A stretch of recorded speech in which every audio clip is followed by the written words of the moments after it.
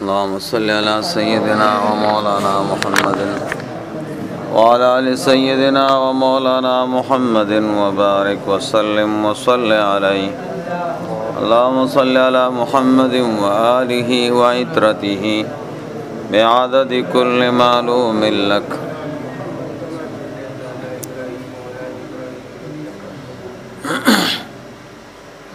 داو دست سنت خبره مې د شروع کړې وه چې په چاراندام کې 18 سیزونه سنت دي، خو د دې یادولم ضروري دي. ښه د ورځې درې څلور یادوي هم ټیک ده. دلته درته نه یادېږي نو قاري صاحب سره بیا به موبایل کې به درته واچي. ناسم چې سړی موبایل اوري نو دا مسالې پکې اوري نو تاسو به د منځ او د اودس مسائل خز ده کوي، نو ستاسو د پاره دې سیس کې بندو مخه نو موبایل خو تقریبا هر چا سره ده. نو قاری صاحب نے بیا موبایل میموری کارت کیا چوي خپل ما اور یو کور کې زنانه ہوتا. نن سبا خو اسباب د مواصلات ډیر دي، سړی موبایل کور ته یو سی MP3 یو سی چې دا نور ګن بلاوري نو د دین مسائل زده کی. دی وخت کې چې څوک د دین مسله نه زده کوي نو د دین سره به مینه نه وي. اوس وخت کې ډیر آسان خبره ده. نو ما تاسو ته ویلو چې 18 سنت دي په چاراندام کې، او د دین د مسلې ګورې دا اهمیت ته چې تاسو یو مسله زده کړه او بل چا تم نه د خودلې خپلم زده کړه نو د 2 کالو قبول شوی عبادت ثواب ملاويږي. څومره لوی خبره ده. 2 کال سړی عبادت اول کول نشي او بیا چې وشي نو خدای خبر قبليږي بکنه. نو چې یو مسله سړی د دین او د اسلام زده کی د 2 کالو قبول شوی عبادت ثواب ورته ملاويږي. کتاسو د شپې را پاسېږئ او تهجد وکئ او بیا ساره پورې ناست یو سبا ته روژه ونیسئ او 15 وخته مونځ کوئ په جمع بغیر د فرض حکم نه. فرض مرتبه خو ډېره اوچته ده، خو چې کم د دې نفل ثوابونه دي د یو مسلې زده کړې ته نه رسي. دا دومره پاک دین دی. نو دا زمونږ او ستاسو د بخښنې دپاره بهترینه موقع ده. نو یو مسله چې زده کوئ نو دې سره هم کار برابري. نو د دین او د اسلام سره مینه ساتئ. الله پاک به هم دنیا کې هم خوشحاله کی او آخرت کې به هم الله پاک مونږ او تاسو خوشحاله کی او جنت او خپل دیدار برا کوي. خو چې د دین سره سړی مینه ساتي. نو ما تاسو ته وی په چاراندام کې 18 سنت دي. نو 2 سنت مې ارته بیگا ویلو، یو بسم الله ویل او دویم مسواک وهل. 3 نمبر سنت په چاراندام کې خوله کې اوبا چول دي. نو خوله کې اوبا چول سنت دي 3 کرتا. یعنی په خوله کې اوبا چولو کې 2 سنت جوړېږي. یو خوله کې اوبا چول سنت دی او بل 3 کرتا چول سنت دی. نو زمونږ فقها وایي که یو سړی یو چونګو بر واغسته او 3 کرته خولې ته واچولې نو یو سنت ادا شو، خو 3 چونګو بر اغستل هغه سنت پاتې شو. یا یو کرته خولې ته اوبه واچول نو ټیک ده، بس خوله کې اوبه چول خو سنت دی، خو هغه 3 چونګه چې ونو هغه سنت ادا نشو. نو خوله کې اوبه چول سنت دی 3 کرته. او 4 نمبر پوزه کې اوبه چول سنت دی. دام 3 کرته خو په 3 چونګونو باندې. خوله کې او پوزه اوبه چول کې دا فرق دی. کچا یو چونګو بر واغسته او 3 کرته خولې ته واچولې سنت ادا دي. خو که دا کار پوزې سره وکړه نو سنت نه ادا کېږي ځکه پوزې ته اوبه اچې نو هغه د پوزې اوبه واپس په دې لاس کې راپروزي نو مستعملی شي او خوله کې چې سړی اچي او خوله کې ګیري شي نو هغه واپس نه تویږي نو مسله دا ده که یو چونګ اوبه دې راواغستې او خولې ته دې واچولې 3 کرته دې برابر کړه سنت ادا کېږي خو که دا کار دې پوزې سره وکړه نو بیا نه کېږي یعنی پوزه کې دا خبره ضروری ده چې 3 چونګه به ځان لرالې ولې چې کمی اوبه د پوزې نه پروزي خو مستعمل شوي د نور اوبو سره ګډي 5 نمبر خوله کې اوبه اچول هغې کې کوشش کول او دقه رنګې پوزه کې اوبه اچول په هغې کې کوشش کول نو خوله کې اوبه اچول کوشش 2 طریقې دي یو طریقه دا ده چې غړغړه وکړي دویمه طریقه دا ده چې خوله مکمله ډکه کې د اوبو نه نو دا مبالغه په خوله کې اوبه اچولو کې او دا رنګې په پوزه کې دا چې سړی روجهدار نه وي ولې چې سړی روجه نیولی نو کیدی شي تیری شي نو روجه به ماته شي نو غیر روجهدار د پاره دا مسله ده چې خوله کې اوبه اچي غړغړه به کوي پوزه کې چې اوبه اچوي نو راکاږي به تر دې پورې چې دا اوبه د منځ د پوزې ته ورسېږي موږ او تاسو وایو چې پوزه ترخه شي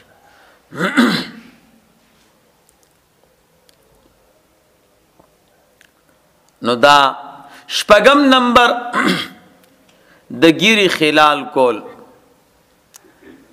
ګیري 2 قسمه دي یو غڼه ګیره ده یو ړنګی ده لږه ګیره نو لږه ګیره کې مسله دا ده چې دا به وینځې لاندې به اوبه رسی لږه ګیره هغې ته وایي چې لاندې سرمن ښکاري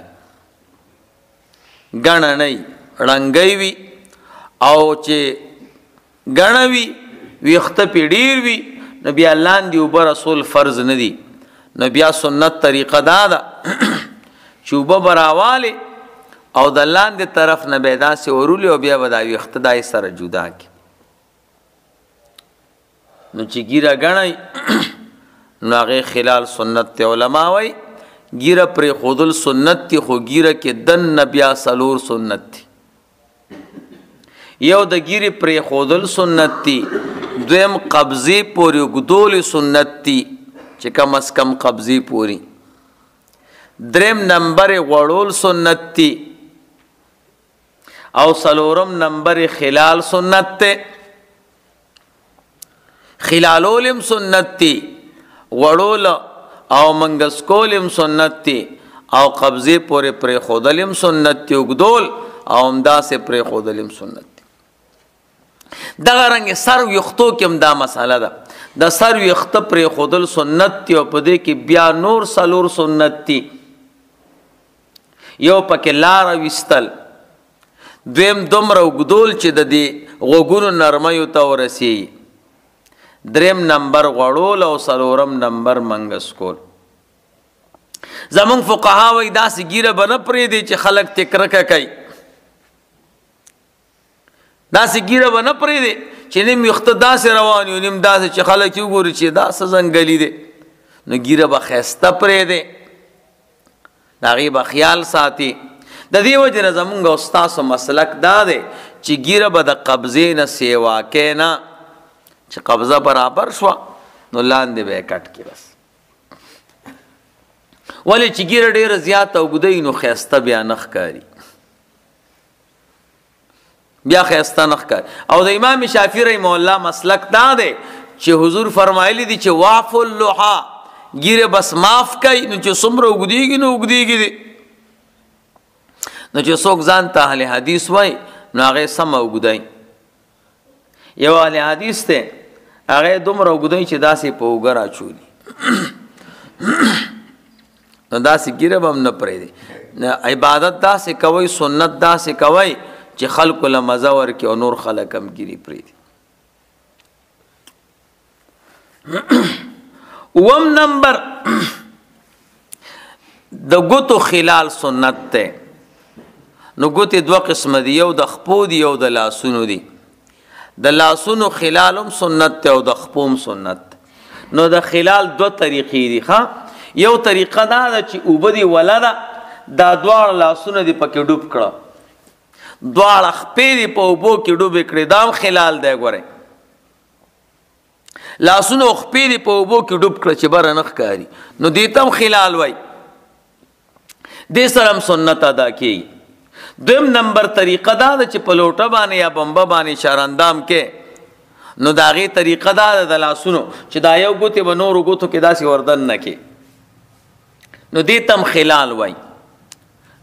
او د خپو طریقه دا ده چې د ګس لاس کچه ګوته به راوالي او د ښی خپې د کچې ګوتې نه به شروع وکړي لاندې طرف نه داسې، نو داسې به را روانې، نو د ګسې ګوتې په کچه ګوته باندې به یې ختمه کړي. نو دا د خپو خلال دی. دا دې لپاره چې دلته چېرته ځای اوچ پاتې نه شي، نو بیا به دې اودس ونه شي، چاراندام به دې برابر نه شي، نو بیا به دې مونځ نه کېږي. نو د ګوتو خلال چې دی دا سنت طریقه ده.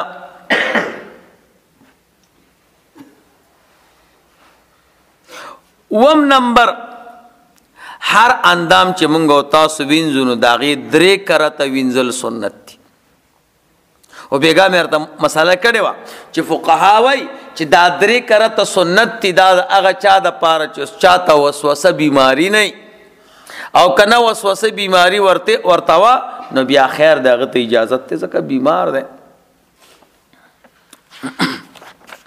اتم نمبر ټول سر مسه، ټول سر ګیرول په مسې سره.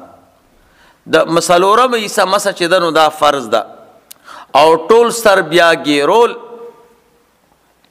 دا سنت طریقې دي. نو د دې 2 طریقې علما مسوي. ګوره یو طریقه دا ده چې دا لاس نه دی دې ته کچه ګوته وایي، دې دویمې ته وزیره ګوته وایي، دې ته مینځه ګوته وایي. د دې دواړو لاسونو دا ګوتې به یو ځای کې کچه ګوته، وزیره ګوته، مینځه ګوته، او دا مسواک او دا غټه ګوته به جدا وساتي. نو لاس بلون کې نو دا په دې تندي باندې کېږي، دا تلی به هم بچ کې، دا دواړه ګوتې به هم بچ کې، صرف د دې شپږو ګوتو لاندې به دا سر راولي. دا ګورئ داسې، نو دا به ورسئ بلکل سټ ته، نو ستا تلی خو بچ دی، نو اخوانه به دا تلی را روان کې، نو رو به یې رسئ. نو دا 4 ګوتې خو هم بچ دي، نو دا مسواکې ګوتې به غوږونو کې وردن نه کې او دا غټې ګوتې به دې شانه تاو کې. یوه طریقه دا ده، او دا لږه ګرانه ده. اسانه طریقه دا ده چې دا ټول لاس به داسې کې پاس واپس را تاوېدل پکې نشته، او په ګوتو باندې خو څه ناڅه لوندوالی وي، نو د غوږونو مسه به پې وکړي بس، نو ستا سنت به ادا شي. 9 نمبر د غوږونو مسه. نو که تا د سر مسه وکړه او ستا ګوتې لمدې وي، نو بلکل د غوږونو مسه پې کولی شي، او که لمدې نه وي بیا نورې اوبه راواله خیر دی. 10 نمبر هر اندام مګل، او بیا خصوصا جمی کې ګورئ، ځکه جمی کې خو اندامونه یخي، نو سړی د اوبو نه هم یریږي، نو اکثر ځای ته اوبه ونه رسېږي، نو اول غوړول او بیا مګل، دا سنت طریقه ده. 11 نمبر د چاراندام په اندامونو کې پرله پسې والی. داسې نه ده چې مخ کور وینځې او دواړه لاسونه بیا غلډیر کې وینځې او خپې بیا پیر صباغ کې وینځې، نو داسې به نه کې چې مخ دې وینځله چې هغه لا وچ نه وي چې تا لاسونه وینځلي، او لاسونه وچ نه وي چې بیا دې خپې وینځلي او سر مسه دې کړي. نو چې یو اندام اوچ نه وي او بل اندام ورپسې متصل وینځل، دا سنت طریقه ده. 14 نمبر نیت. چاراندام کې نیت دا سنت ته. نیت به څنګه کوئ؟ اسانه طریقه دا ده، نویت الطهارة، خدای د پاکۍ نیت کوم. او کنه عربي زده کوئ او مفصل زده کوئ، نو نویت ان اتوضأ لرفع الحدث ولاستباحة الصلاة.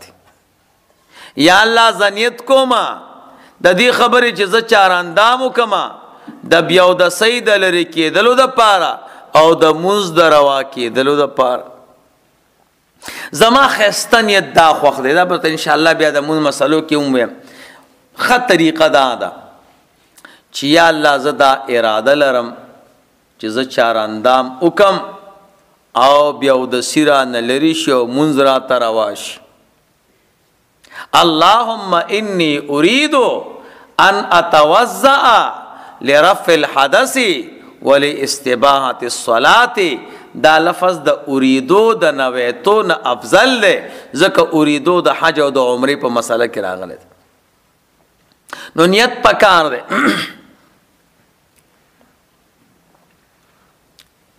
بل چې دی نو هغه ترتیب دی. ترتیب دا معنا قرآن کریم کې چې څنګه بیان شوی دی. الله فرمایي یا ایها الذین آمنوا وا مؤمنانو اذا قمتم الى الصلاة چې کله اراده وکړي چې مونځ ته ودرېږو نو فاغسلوا وجوهکم مخونه ووینځئ وایدیکم الى المرافق او لاسونه سره د څنګلو وامسحوا برؤوسکم او مسح وکړئ په خپلو سرونو وارجلکم الى الکعبین او وینځئ خپې سره د ګیټیو. نو قرآن کریم کې اول د مخ تذکره ده بیا د لاسونو ده بیا د سر مسح ده بیا خپې دي. نو دقه ترتیب خیال ساتل سنت دی. کچا ګډ وړو کو هم کیږي خو لیکن ترتیب پکې سنت دی.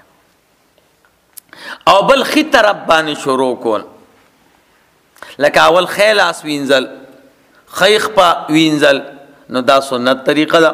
حضور فرمایلی دي ان الله يحب التيامن الله خیواله خوخی حتی تنعل و ترجل تر دې پورې چې سړی سپلې غوندي نه پیله بخی خپچ دینو خی سپلې غوندي او یا سر ګمنځي ګیره ګمنځي نو پیله خیتر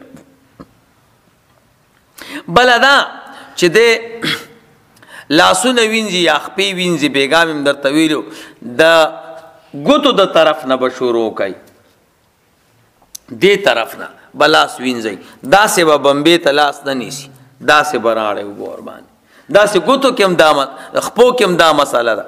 بل سنت دا دی چې تاسو د سر مسح کوئ. ما تاسو وی څلورمه حصه د سر مسح فرض ده. نو دا څلورمه حصه خو هر طرف کې جوړیږي.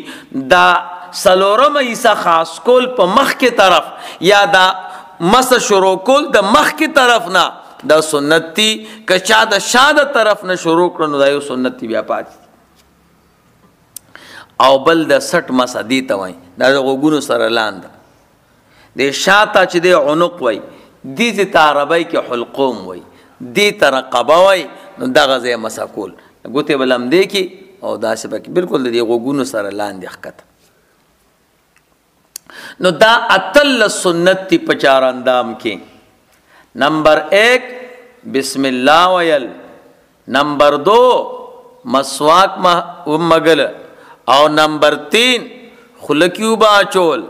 نمبر 4 پوزکیو باچول. نمبر 5 مبالغه کول په خلقیو باچولو کې او په پوزو باچولو کې. نمبر 6 د ګیری خلال کول. نمبر 7 د ګوتو خلال. نمبر 8 هر اندام درې کرته وینځل او نمبر 9 ټول سر مسح کول او په مسح باندې ګیرول او نمبر 9 د غوږونو مسح او نمبر 10 مگل د هر اندام. نمبر 11 پر لپسې والے. نمبر 12 نیتو. نمبر 13 ترتیب. نمبر 14 خی طرف نه شروع کول. نمبر 15 د ګوتو د سرونو د طرف نه او نمبر 16 مخ کی طرف تا او نمبر 17 د سټ مسا او نمبر 18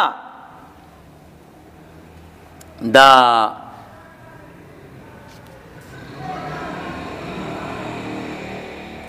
خلکی او پوزه کی درې کرته وبان چول. دا درې کرته والے په خلکی او په پوزه کی دا چول. نو دا اتل سنت تی په چار اندام کې ښه.